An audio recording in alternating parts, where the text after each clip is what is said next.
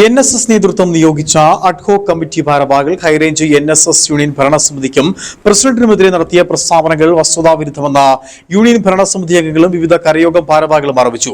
തലപ്പത്തുള്ള വ്യക്തികളുടെ പ്രവർത്തനങ്ങളോട് വിയോജിപ്പ് പ്രകടിപ്പിക്കുമ്പോൾ അതിനെ വ്യക്തിപരമായ തേജോവധമായി ചിത്രീകരിക്കുന്നത് ആരോപണങ്ങൾക്ക് മറുപടിയില്ലാത്തതിനാണെന്നും നിലവിലുള്ള വിഷയങ്ങളിൽ അഡ്ഹോക് കമ്മിറ്റിയുമായി ഒരു പൊതുസംവാദത്തിന് തങ്ങൾ തയ്യാറാണെന്നും യൂണിയൻ പ്രസിഡന്റ് R മണിക്കുട്ടനും വിവിധ കരയോഗം ഭാരവാഹികളും പറഞ്ഞു.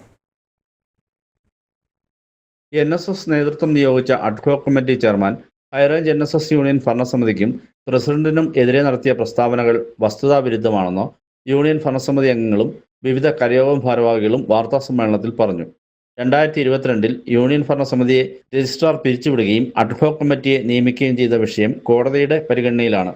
കോടതിയിലുള്ള കേസിന്റെ വിധി വരുന്നതുവരെ രണ്ട് കമ്മിറ്റികളും അവരവരുടെ പ്രവർത്തനങ്ങളുമായി മുന്നോട്ടു പോകാൻ ധാരണയുള്ളതാണ്.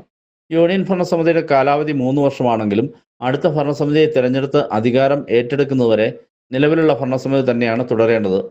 അതുകൊണ്ട് തന്നെ അടുത്ത തെരഞ്ഞെടുപ്പ് നടക്കുന്നതുവരെ നിലവിലുള്ള പ്രസിഡന്റായ R മണിക്കുട്ടനും ഭരണസമിതിയും തൽസ്ഥാനത്ത് തുടരുമെന്നും ഭരണസമിതി അംഗങ്ങൾ പറഞ്ഞു.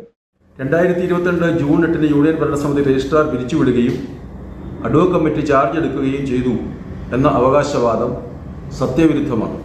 ഈ കേസിൻ്റെ വിധി വരുന്നതുവരെ രണ്ട് കമ്മിറ്റികളും അവരുടെ പ്രവർത്തനങ്ങളുമായി മുൻപോട്ട് പോകട്ടെ എന്ന് പരസ്പരം സമ്മതിച്ചെഴുതി ഒപ്പിട്ട് കൊടുത്തിട്ടുള്ളതാണ്.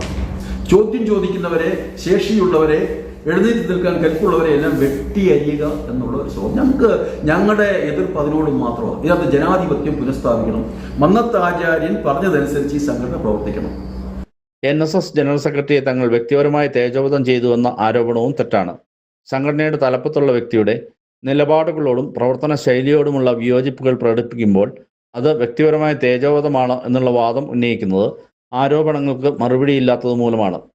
യൂണിയൻ ഭരണസമിതിയിൽ കോടികളുടെ അഴിമതി നടന്നിട്ടുണ്ടെങ്കിൽ അതിൻ്റെ ഉത്തരവാദിത്വം മുൻ യൂണിയൻ സെക്രട്ടറിയും ഇപ്പോൾ അഡ്ഹോക് കമ്മിറ്റി ഭാരവാഹിയുമായുള്ള ആളിനാണ്. സംഭവം നടന്നു എന്ന് പറയുന്ന സമയത്ത് സെക്രട്ടറി ആയിരുന്ന വ്യക്തി ഉൾപ്പെടെയാണ് ഇവർക്കൊപ്പം ആരോപണങ്ങളുമായി എത്തിയിരിക്കുന്നത്.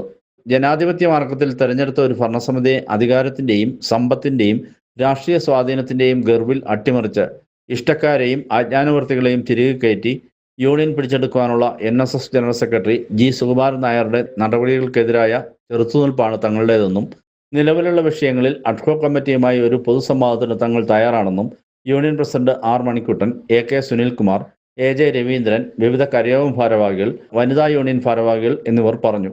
News bureau, Nedumkandam.